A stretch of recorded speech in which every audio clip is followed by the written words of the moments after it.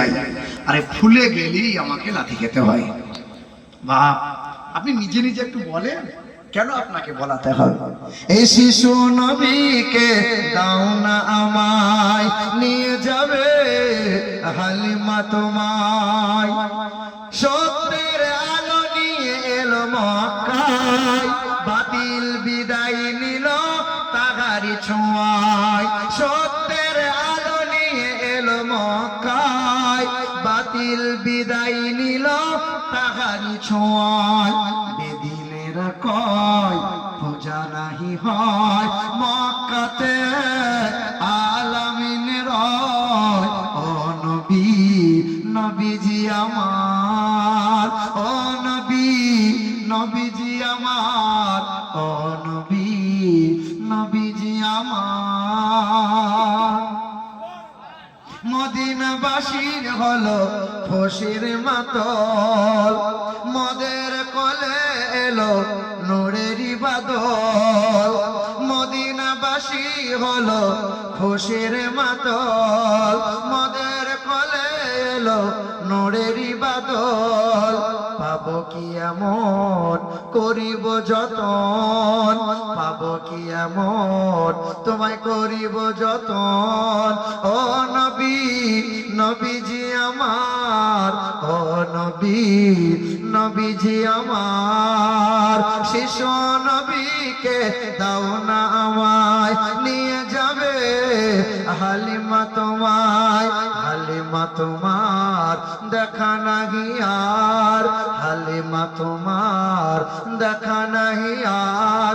তোমার কোলে শিশু নবী রয় ও নবী, নবীজি আমার। আর একটু জোরে হবে। হে মুসলমান বাবাজিরা, ভাইরা আমার, শুধু পয়েন্ট আপনাদের জানিয়ে দিয়ে যায়। মা হালিমা, আল্লাহর নবীর বয়স তখন 8 দিন, তায়েফ শহরে নিয়ে চলে গেল। মা হালিমা স্তনে দুগ্ধ পান করাইল, কিন্তু নবী আমার বাম দিকের স্তনে মুখ লাগায় না। যতবার নবীর মুখ নিয়ে বাম দিকে দেয়, নবী ডান দিকে স্তনে দুগ্ধ পান করে, বাম দিকে মুখ লাগায় না। মা হালিমা ডক্টরি কবিরাজি করে, রিপোর্টে রোগ ধরা পড়ে না। আল্লাহর নবী কি বুঝাইতে চেয়েছিলেন? হে বিশ্বের মানুষেরা, হে বিশ্বের উম্মতেরা, নবী আমার শিশুকালে বুঝাইছেন, ওগো মা হালিমা, আমি এক স্তনে দুগ্ধ পান করব, একটা স্তনকে বাদ দেবো মা। আমি তোমার পেটে ধরা সন্তান নয়, তোমার এক সন্তান আছে পেটে ধরা, নাম তার আব্দুল্লাহ। আমি যদি 2 স্তনে দুগ্ধ পান করি, ভাইয়ের হক মারা হবে, ভাইয়ের হক মারা হবে। পৃথিবীর জমিবে হক মেরে খাই যারা, 4 বারের হাজি হলেও জান্নাত পাবে না তারা। হক মেরে খাই যারা, তাহাজ্জুদের নামাজ পড়লেও জান্নাত পাবে না তারা। আপনার গ্রামের লোক হক টক মারে না, জমির আল কেটে কেটে জমি বড় কেউ করে না। কি বলছেন বলেন? গফুর আলী হজে গেলেন বোনের হক মেরে, আর পাশের বাড়ির এতিম ছেলের জমি নিলেন কেড়ে। কাবা শরীফ তাওয়াফ করে শয়তানকে মারে ঢিল, এসব কাণ্ড দেখে শয়তান হাসে খিলখিল। আমার গায়ের বদর আলী সুদের টাকায় ধনী, সাদা চুলে কালি লাগায় শয়তানের এক খনি। নামাজ রোজার ধার ধারে না, মাথায় রাখে টুপি, আজও আমার হয়নি জানা মানুষ কত রূপী। জুম্মাবারের মুসল্লি সে সামনে গিয়ে বসে, তসবিহ হাতে মনে মনে টাকার হিসেব কষে। নামাজ নাই, রমজান মাসে রোজা নাই, ঈদের দিন ইমাম সামনে কাতারে বসে রয়। ইমাম সাহেব তাকিয়ে দেখে সর্বনাশ, এ তো ফেরেশতা মানুষ লয়। ঈদের নামাজ বাদ বলছে, ইমাম সাহেব বুকটা দেন, বুক মিলাবো। এরকম বুক মিলাচ্ছে, মৌলী বলছে ছাড় বা 5 ওর ভেঙে যাবে। বলে বছরে একবার পেয়েছি, একটা 5 ওর ভাঙলে অসুবিধা নাই। এইরকম আছে না নাই বলেন? এ মুসলমান ভাইরা আমার, হক মারবেন না, বোনের হক মারবেন না। ভাইয়ের হক মারবেন না, প্রতিবেশীর হক মারবেন না, ভাগনার হক মারবেন না, ভাতিজার হক মেরে খাবেন না। হক মারা মানুষ যদি রাতের বেলায় তাহাজ্জুদের নামাজ পড়ে আর আল্লাহকে বলে রব্বানা জালামনা, ফেরেশতা বলে বাড়াবাড়ি করবি না, তোকে এমন করে জ্বালিয়ে দেওয়া সোজা হয়ে দাঁড়াতে পারবি না। কথা বুঝতে পারছেন না? হে বাবাজিরা ভাইরা আমার, আল্লাহ পাক বলেন হে পৃথিবীর মানুষেরা, কেউ তোমাদের মারতে পারবে না যেন আমার নবীর তাবেদারি ভুলে যাবে না। আল্লাহ পাক জানাই কুল ইন কানা আবাউকুম ওয়া আবনাউকুম ওয়া ইখওয়ানুকুম ওয়া আজওয়াজুকুম ওয়া আশীরাতুকুম ওয়া আমওয়ালুন ইকতারাফতুমুহা, পারা নম্বর 10 পৃষ্ঠা নম্বর 9 আয়াত নম্বর 24। সন্দেহ হলে কোরআন খুলে আজকে দেখে নিস। আল্লাহ পাক জগতের মানুষকে জানিয়ে দেয় হে দুনিয়ার মানুষেরা, ব্যবসা করো, চাষাবাদ করো, চাকরি বাকরি করো, টাকা পয়সা রুজি রোজগার করো, বাপ মাকে কষ্ট তোমরা দিও না, ভাই বোনের হক যেন মারো না, বিবিকে মহব্বত করবে তোমরা, ছেলে মেয়েকে ভালোবাসবে তোমরা, তবে হ্যাঁ আমার নবীর গোলামি তাবেদারি যেন বন্ধ করবে না। যখন আমার নবী তোমরা ভুলে যাবে, সব জায়গায় লাঞ্ছিত অপমানিত হবে, ঘরে আদরের বিবি থাকবে, গায়ে হাত বোলাবে না, ছেলে থাকবে মনের মতো, কেউ আব্বা বলে চাইবে না, পাড়ার বন্ধু অনেক থাকবে, কাছে কেউ আসবে না, বড় বড় বালাখানা বিল্ডিং হবে, ওই বিল্ডিং এ তোমার সুখের ভোগ আর হবে না। সব জায়গায় কষ্ট পাবে, সম্মান কোথাও পাবে না, যখন আমার নবীর তরিকা তোমরা মানবে না। মার খাচ্ছে কারা? বলো, মার খাচ্ছে কারা? মুসলমান। দেখছেন না আপনারা? কেউ বলছে মুসলমান গুলোকে গাছে ঝুলিয়ে লোপাতারি খেলা, আবার কেউ বলছে মুসলমানদের দাড়ি ধরে ছেড়ে দেয়। কথা বলিস কেন? দেখছেন না আপনারা? কেউ বলছে মুসলমান গুলোকে দেশ থেকে তারা। দেশের মাটিতে কত মন্দির কত গির্জা আছে, কারো কোনো সমস্যা মাথা ব্যথা নাই, কিন্তু মসজিদ মাদ্রাসা নিয়ে মাথা ব্যথা। দেশে বাইবেল জান্দাবাস্তা রামায়ণ মহাভারত আছে, অসুবিধা নাই, কিন্তু কোরআন নিয়ে মামলা হয়। দেখছেন না আপনারা? ন্যাংটা সাধু ঘুরে ঘুরে বেড়ায়, তাদের নিয়ে কারো কোনো সমস্যা নাই, কিন্তু টুপিওয়ালা দাড়িওয়ালা নিয়ে এক শ্রেণীর বড্ড চলন হয়। কি গো, হচ্ছে কি হচ্ছে না? এই দেশের মাটিতে সবচেয়ে বেশি রক্ত আমরা দিয়েছি, দেশের মাটিতে সবচেয়ে অবদান বেশি আমাদের। এই দেশের মাটিতে সর্বপ্রথম মুসলমানরা বলেছিল জয় হিন্দ, যে সর্বপ্রথম এই স্লোগান দিয়েছিল মুসলমান, নাম তার আবিদ হাসান। এই দেশের মাটিতে সর্বপ্রথম বলেছিল ইনকিলাব জিন্দাবাদ, যে বলেছিল তার নাম ছিল হযরত মৌলভী মোহানি। এই দেশের মাটিতে সর্বপ্রথম বলেছিল গো ব্যাক, ভারত ছাড়ো, মুসলমান বলেছিল, নাম তার ইউসুফ মেহরালি। এই দেশের মাটিতে সর্বপ্রথম বলেছিল সারে জাহাঁ সে আচ্ছা হিন্দুস্তান হামারা, মুসলমান ছিল আল্লামা ইকবাল তার নাম। এই দেশের মাটিতে এখনো জাতীয় পতাকার সৌন্দর্যতা রয়েছে, এই জাতীয় পতাকার নকশা দিয়েছিল যে মুসলমান ঘরের বউ মাসে সুরাইয়া তাইয়েব জি তার নাম। এখনো হিন্দু ভাইদের বিবাহ অনুষ্ঠানে সানাই বাজানো হয়, ওই সানাইটা সর্বপ্রথম শিখিয়েছিল যে মুসলমানের ছেলে, সে নাম তার বিসমিল্লাহ খান। এই দেশের মাটিতে এখনো তবলা বাজানো হয়, এই তবলা সর্বপ্রথমে শিখিয়েছিল যে মুসলমানের ছেলে, সে নাম তার জাকির হোসেন। এই দেশের মাটিতে আগ্রার তাজমহল দিয়েছে আমার বাপ দাদু মুসলমানরা, দেশের মাটিতে লাল কেল্লা দাঁড় করানো আছে মুসলমানদের। এই দেশের মাটিতে আকবর কেল্লা দিয়ে গিয়েছে মুসলমানরা, হুমায়ুন কেল্লা দিয়ে গেছে মুসলমানরা, দিল্লি জুমা মসজিদ দিয়ে গেছে মুসলমানরা, হাজী আলী দিয়ে গেছে মুসলমানরা, কলকাতার হাইকোর্ট দাঁড়িয়ে আছে আমাদের মুসলমানদের বাপ দাদুর জায়গায়, 14 তলা নবান্ন দাঁড়িয়ে আছে মুসলমানদের জায়গায়, কলকাতার মোহনবাগান খেলার মাঠটা দাঁড়িয়ে আছে মুসলমানদের জায়গায়, কলকাতা ইডেন গার্ডেন খেলার মাঠটা দাঁড়িয়ে আছে আমাদের মুসলমানদের জায়গায়, কলকাতা টালিগঞ্জ বলে শহর আছে 382 বিঘা গোটা শহরটা, ওই টালিগঞ্জ শহরটা মুসলমান ওয়াকফের জায়গায়। কলকাতা নেতাজি বিমানবন্দরে 86 বিঘা সম্পত্তি আছে, মুসলমানদের সম্পত্তি। হে মুসলমান ভাইরা আমার, এত পরিমাণে মুসলমানদের অবদান আছে, এত পরিমাণে মুসলমানরা দেশের জন্য জীবন দিয়েছে। এখনো ইন্ডিয়া গেটে মোটা মোটা করে লেখা আছে স্বাধীনতা সংগ্রামীদের নাম।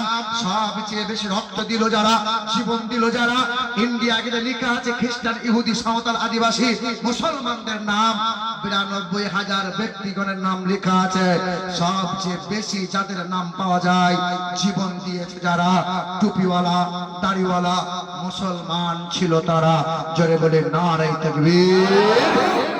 না না, হলো না। এই স্লোগান দিয়ে ভাবছেন ওয়াকফের বিল বাতিল করবে? হ্যাঁ, ছাগলের দল রাস্তায় দাঁড়িয়ে বলছে আমাদেরকে বনের রাজা বানাতে হবে, আর আকাশে যেই একটু দু ফোঁটা বৃষ্টি পড়েছে ও লাফ মেরে গোয়ালে চলে গেছে। কথা বুঝছেন বাবা? আমরা মুসলমান ছাগলের মতো বাঁচবো না, বাঁচবো তো সিংহের মতো। ওরা জানে না আমাদের ইতিহাস। মুসলমান জাতটা সিংহের জাত। সিংহ শিকার করে একটু ঘুমিয়ে আছে, আর ছাগলের দল গিয়ে ওই সিংহর লেজ নিয়ে খেলা করছে। দিয়ে ছাগলের দল ভাবছে জঙ্গলের রাজা তো আমরা, কিন্তু ছাগল জানে না এই সিংহের যেদিন ঘুম ভেঙে যাবে, ছাগল মেয়া বলার সুযোগ কি আর পাবে? পাবে? সকলে একটু মহাব্বতে বলেন তো দেখি নারে তাকবীর। নারে তাকবীর। পিছনে মানুষগুলো চুপ করে আছে। আরে এই মুখে আল্লাহর নামের ধ্বনি দিলে কখনো প্রাণ শেষ হবে না, মুখ বেঁকবে না। এক আঙ্গুল মহান মালিকের দিকে ইশারা করে বলবো নারে তাকবীর, নারে তাকবীর।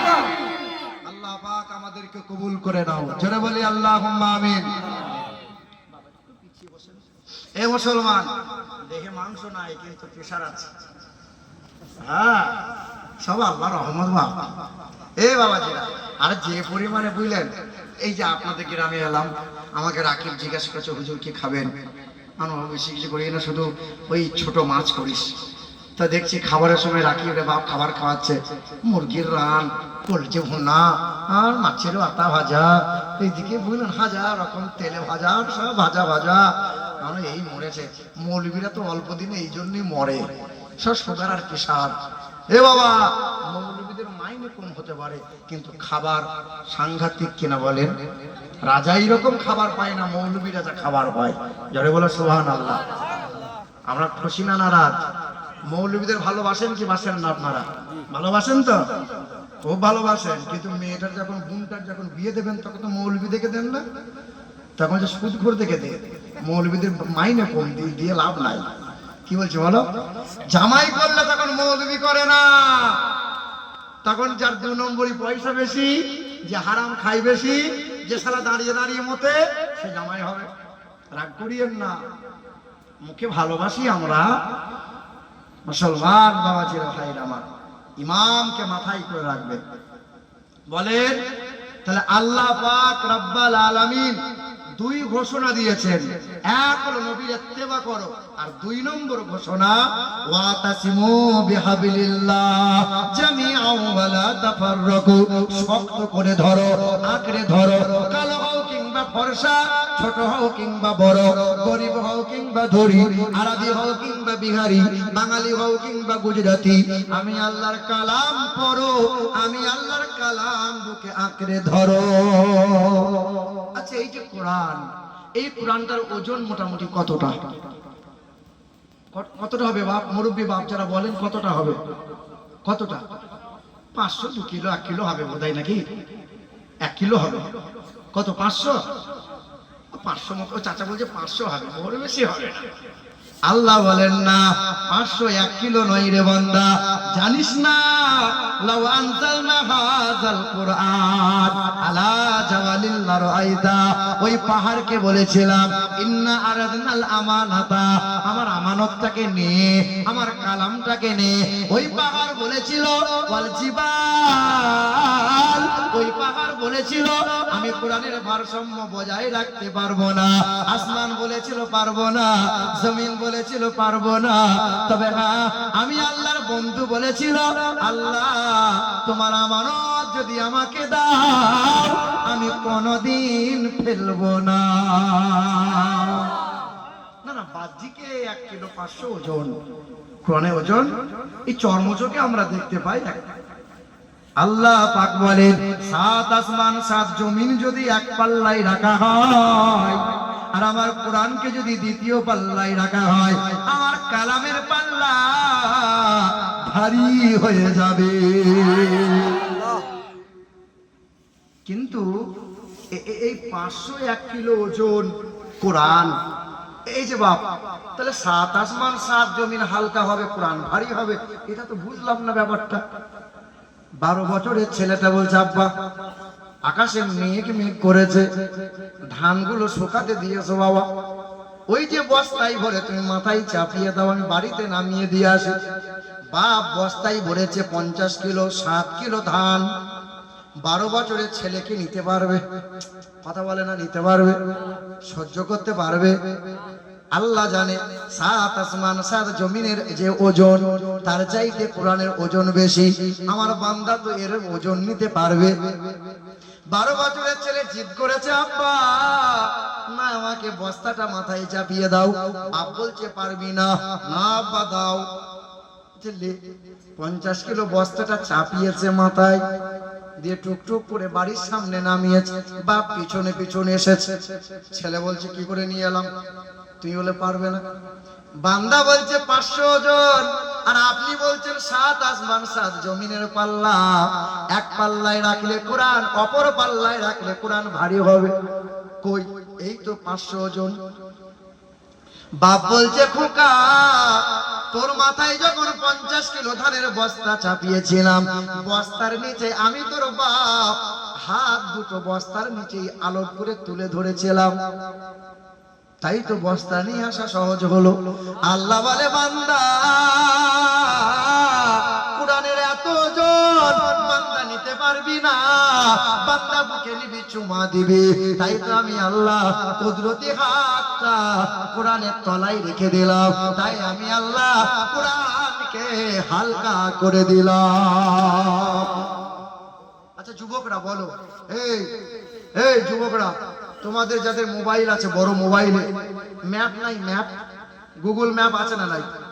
আমি যখন আসছিলাম আজকে সকালে, তখন আমি বলছিলাম কাকে অত জিজ্ঞাসা করব, তুই এক কাজ কর, লাইভ ম্যাপটা দে। তা রাকিব কি করলো, লাইভ লোকেশন এই ম্যাপটা দিয়ে দিল। আমি ম্যাপ ধরে ধরে আপনার গ্রামে চলে এসেছি। এ বাবা, এই ম্যাপ সামান্য ম্যাপ। মক্কা যেতে চান, আপনাকে মক্কার রাস্তা দেখাবে। মদিনা যেতে চান, মদিনার রাস্তা দেখাবে। এ মুসলমান, কোরআন একমাত্র কোরআন, এই কিতাব আপনাকে দুনিয়ার খাজানা দেবে। যদি চান মুমিন হবেন, কোরআন আপনাকে মুমিন হওয়ার শিখাবে। যদি আল্লাহর ওলি হতে চান, এই কোরআন আপনাকে ওলি হওয়ার রাস্তা বলে দেবে। এই কোরআন আপনাকে জাহান্নাম থেকে মুক্তি দেওয়ার রাস্তা জানিয়ে দেবে। যদি জান্নাত পেতে চাও বন্ধু, কোরআন বুকে তুলে নাও, কোরআন বিশ্বাস করো, এই কোরআন তোমাকে জান্নাতের রাস্তা দেখাইবে। হবে না? আচ্ছা বলেন তো বাবা, 12 মাসের ভিতরে সবচেয়ে দামি মাস কোনটা? সবচেয়ে দামি মাস কোনটা? রমজান মাস।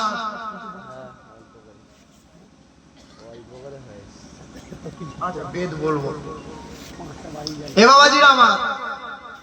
আচ্ছা বলছি, সবচেয়ে দামি মাস কোনটা? কেন এত দাম হলো? বলে রমজান মাসে কোরআন নাজিল হলো। সবচেয়ে দামি রাত কোনটা? লাইলাতুল কদরের রাত। বলে কতটা দামি রাত? বলে 86 বছর 83 বছর 6 মাস ইবাদত করলে যে সওয়াব পাওয়া যায়, ওই এক রাত ইবাদত করলে আল্লাহ ওই সওয়াব দান করে দেয়। কেন এত দাম? লাইলাতুল কদরের দাম বাড়লো কারণ ওই রাত্রিতে কোরআন নাজিল হলো। বলো দামি ফেরেশতার নাম কি? জিবরাইল ফেরেশতা। কেন এত জিবরাইলের দাম বেড়ে গেল? বলে কোরআনটা নবীর কাছে নিয়ে এলো। পৃথিবীর জমিনে সবচেয়ে দামি মানুষ কে? নবী মুহাম্মদুর রাসূলুল্লাহ। দামি উম্মত যদি হতে চাও, তো পৃথিবীর সর্বশ্রেষ্ঠ কিতাব নিজে আর ছেলে মেয়ের বুকে তুলে দাও। এ মুসলমান ভাইরা আমার, এই উত্তর ভারতের মথুরার বৃন্দাবনে বিখ্যাত একটা মন্দির আছে, ওই মন্দিরের নাম হলো দেবাশীর মন্দির। ওই মন্দিরে পূজারী হয়েছিলেন তিনি ডক্টর শিবশক্তি সরোজি, যিনি অক্সফোর্ড বিশ্ববিদ্যালয় থেকে 12টা ভাষায় MA করেছিলেন যিনি। ওই মানুষটা একবার কোরআন নিয়ে মুসলিম হিন্দুদের সামনে কোরআন ছিঁড়েছিল, কোরআনের সঙ্গে বিয়াদবি করলো। অথচ বেদে লেখা আছে ইথং কৌল গত প্রায় জন সুপর ধর্মনি ধর্মত্ব নাই সাধেন ভগবান বতরিষ্যতি আম সন্তা সরতি শতপতি মারমে হে সুন্দরম মঙ্গলম নরসংসা। পৃথিবীর জমিনে ঈশ্বরের সর্বোত্তম ওই মানুষটাই প্রিয় পাত্র হবে, যে মানুষটা এক ধর্মের মানুষ হয়ে অন্যের ধর্মের মানুষকে যারা সম্মান করবে। ভাইরা আমার, ধর্মের পোশাক বলে ধার্মিক হওয়া যায় না, লম্বা দাড়ি রাখলে ধার্মিক হওয়া যায় না, বড় টুপি বললে ধার্মিক হওয়া যায় না। লম্বা দাড়ি রেখেছিল রবীন্দ্রনাথ ঠাকুর, লম্বা দাড়ি রেখেছিল শ্রী শ্রী রামকৃষ্ণ, লম্বা লম্বা দাড়ি রেখেছে বড় বড় বৈজ্ঞানিক সাধু সন্ন্যাসীরা। আর এই মাথায় টুপি পড়েছিল নেতাজি সুভাষচন্দ্র, মাথায় টুপি পড়েছিল পণ্ডিত জওহরলাল, মাথায় টুপি পড়েছে কত নেতা মন্ত্রীরা। এই মাথায় টুপি বললে, লম্বা দাড়ি রাখলে আর সাধু সন্ন্যাসীর লিবাস পরলে ধার্মিক হওয়া যায় না। ভাইরা আমার, ওই ডক্টর শিবশক্তি সরোজি 300 বিঘা জমির মধ্যখানে দাঁড় করানো ওই মন্দিরের পূজারী হলেন তিনি। কোরআনকে ছিঁড়ে দিল, কোরআনকে ছিঁড়ে দেওয়ার পরে মুসলিমরা বাহবা দিয়েছিল, সবাই তারে বাহবা দিল, কিন্তু মানুষটার হৃদয়ে নাড়া দিল। তবে আল্লাহ ছাড় দেয়, বিয়াদবি করলে আল্লাহ সহজে ছেড়ে দেয় না। 1992 ডিসেম্বরের 6 তারিখে বাবরি মসজিদ আঘাত করেছিল, নাম ছিল তার বলবীর সিং। ক্যাচে আমিরে শাবল মেরেছিল, গম্বুজের মাথায় আঘাত করেছিল, সেই খুদার ঘর মসজিদের ইটে পেশাব করেছিল, আল্লাহ ছেড়ে দেয় নাই। ওই বলবীর সিং যে খুদার ঘর বাবরি মসজিদে সর্বপ্রথম শাবলে করে আঘাত করলো, ওই মসজিদের ইটে পেশাব করেছিল, আল্লাহ বড় কষ্ট পেয়ে গেল। ওই বেঈমানটা পেশাব করে তো রক্ত ঝরে, পেশাব করে রক্ত ঝরে, দেশ বিদেশে চিকিৎসা করে, রোগ ধরা পড়ে না, বিদেশ চলে গেল। ডাক্তাররা বলল মাফ করে দাও, আমাদের আর হাত নাই, কারণ হলো এটা 4 স্টেজে ক্যান্সার পৌঁছে গেছে। ওই মানুষটা বিয়াদবি করেছিল, ভুল বুঝতে পেরে গেল।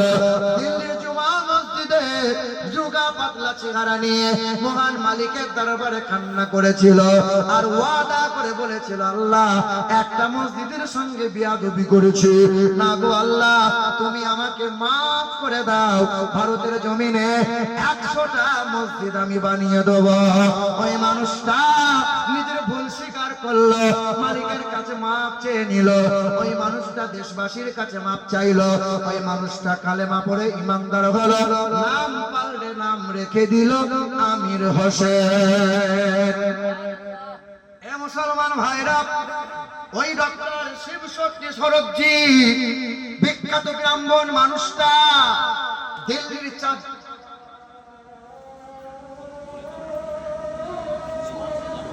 আচ্ছা তাহলে শেষ করতে হবে তো।